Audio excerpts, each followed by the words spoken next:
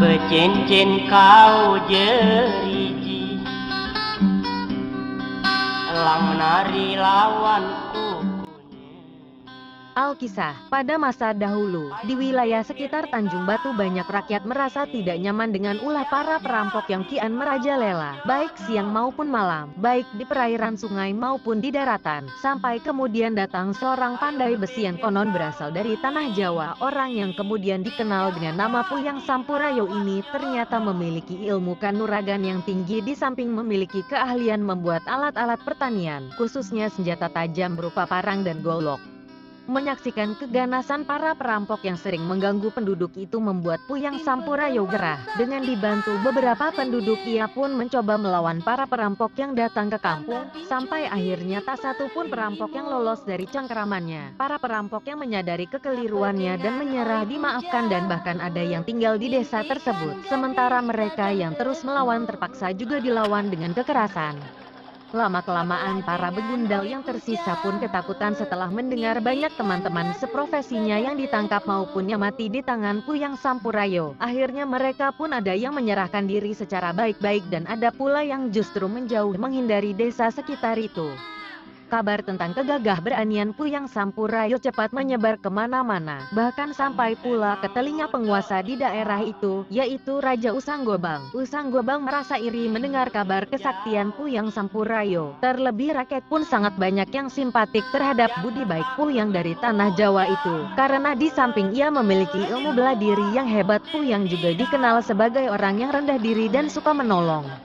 Di sisi lain, sebenarnya rakyat sendiri banyak yang kurang simpatik dengan Raja Usanggobang, sebab ia dikenal rakyat sebagai raja yang sombong dan congkak, bahkan sering berlaku sewenang-wenang terhadap rakyat. Karena sikap rakyat yang banyak simpatik terhadap Puyang Sampurayo inilah Raja Usanggobang merasa cemburu dan iri. Ia tidak rela diperlakukan seperti itu oleh rakyatnya. Maka ia pun memutuskan untuk membuat suatu perhitungan terhadap Puyang Sampurayo. Dibuatnya rencana khusus untuk menjebak atau melenyapkan sang Puyang. Suatu hari Raja Usanggobang memerintahkan beberapa orang pasukannya pergi ke rumah Puyang Sampurayo. Ia akan memerintahkan Puyang membuat sebuah parang bertuah yang diperkirakan tidak akan mampu dibuat oleh empu pandai besi itu. Sampaikan kepada Puyang Sampurayo bahwa aku minta dibuatkan sebuah parang sakti dalam 1 minggu ini. Beritahukan sama dia bahwa sebagai bukti kesaktian parang itu tidak akan mampu diangkat oleh 7 orang yang berilmu tinggi sekalipun selain olehku. Perintah Usanggobang dengan nada tinggi. Ia yakin Puyang Sampurayo tidak akan mampu memenuhi permintaannya itu. Baik Paduka Raja, apa ada perintah lain Paduka? Tanya seorang prajurit yang hendak diutus. Kalau dia tidak sanggup, maka kepalanya lah yang akan menjadi taruhannya. Ingat hanya 1 minggu, tandas Usanggobang. Prajurit yang diutus itu pun bergegas undur diri setelah memberi hormat. Ia dan beberapa kawannya langsung menuju ke rumah Puyang Sampurayo. Saat itu, kebetulan sang Puyang berada di rumahnya. Ia tengah membuat beberapa parang bersama beberapa anak buahnya. Di desa tersebut, parang buatan Puyang sudah sangat dikenal baik mutunya. Setelah dipersilahkan masuk ke dalam rumah oleh Puyang Sampurayo, prajurit itu pun menyampaikan maksud kedatangannya seperti halnya yang diperintahkan Raja Usanggobang. Aku maklum dengan kalian, tapi rasanya permintaan Raja Usanggobang itu berat sekali, sedangkan untuk membuat parang biasa saja kami memerlukan waktu beberapa hari. Sebagai orang yang sudah syarat dengan pengalaman, Puyang Sampurayo bermenung sejenak sambil memohon pada Allah SWT agar diberi petunjuk. Akhirnya, setelah lama berpikir, ia mendapat akal untuk membuat sebuah parang yang berat dan besar. Parang itu akan dibuatnya dari besi seberat 2 pikul 2 kuintal. Kabar permintaan Usanggobang terhadap Puyang segera tersiar ke seluruh masyarakat. Mereka banyak yang prihatin, namun tidak bisa membantu secara langsung. Mereka hanya bisa berdoa agar sang Puyang dapat memenuhi permintaan dari raja mereka yang dikenal congkak itu. Setiap hari, siang dan malam, Puyang Sampurayo terus bekerja untuk membuat parang tersebut. Tidak lupa ia pun berdoa kepada Sang Maha Pencipta agar parang itu pun diberi tuah, hingga pada akhirnya sampailah hari ke-7 seperti yang dijanjikan Usanggobang. Sepanjang jalan Usanggobang selalu tersenyum dan tertawa penuh kemenangan. Ia mengira Puyang Sampurayo tidak bisa melaksanakan perintahnya untuk membuat sebuah parang sakti yang tidak bisa diangkat oleh 7 orang prajurit. Ia sengaja datang pagi-pagi untuk membuat kejutan. Setelah tiba di rumah Puyang Sampurayo, Raja Usanggobang tercengang melihat parang panjang dan besar yang sudah disiapkan, terpasang melintang pada beberapa cadok kayu. Ia melihat parang itu sudah jadi dan tampak sempurna. Maaf Paduka Raja, sebenarnya parang ini belum sempurna benar. Hamba baru selesai menyepuhnya sehingga parang ini masih sangat panas, ucap Puyang Sampurayo.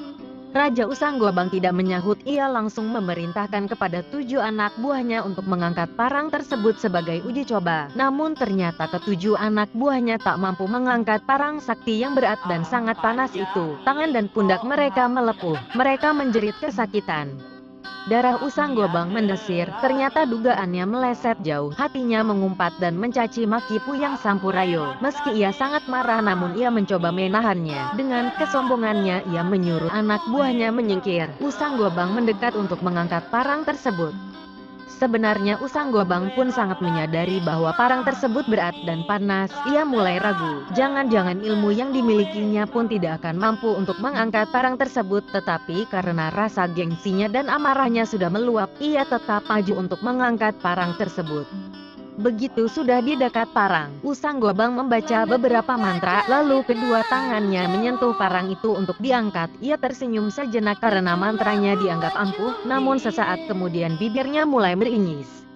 Matanya mulai merah dan berair, demikian juga keringat di keningnya mulai berjatuhan. Ia sungguh tak menyangka bahwa parang tersebut memang demikian panas dan berat, namun ia tetap memaksakan diri. Kedua tangannya mulai melepuh dan terbakar. Ia terus mencoba menyangga dengan pundaknya. Pundaknya itu pun melepuh dan terbakar. Namun raja yang sombong itu tampaknya tidak mau menyerah. Ia merasa malu kalau harus menyerah begitu saja. Akhirnya Raja Usanggobang mati dengan tubuhnya yang hangus terbakar oleh hawa panas parang bertuah buatan Puyang Sampurayo. Konon, sampai sekarang kuburan Puyang Sampurayo masih ada di Desa Tanjung Baru Burai, Kecamatan Indralaya Utara. Kuburan tersebut dikeramatkan warga sekitarnya. Sampai sekarang pula, di wilayah tersebut masyarakat Tanjung Batu banyak yang menjadi pandai besi.